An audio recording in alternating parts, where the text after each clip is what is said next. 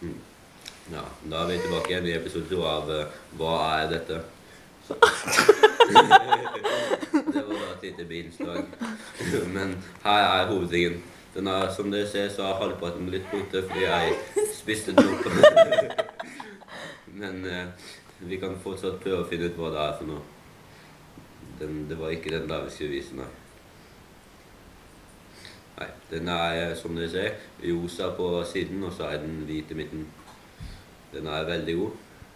Du kan ta en bit og tygge videre. Den er også ganske myk og tøyelig, som dere ser. Og den smaker ganske godt. Og ja, så er det konklusjonen da.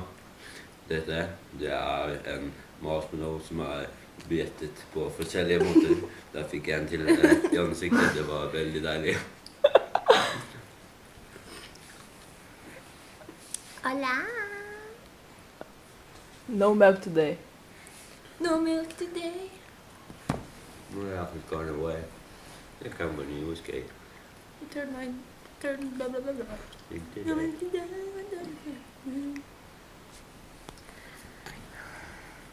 It felt it over once. Sorry.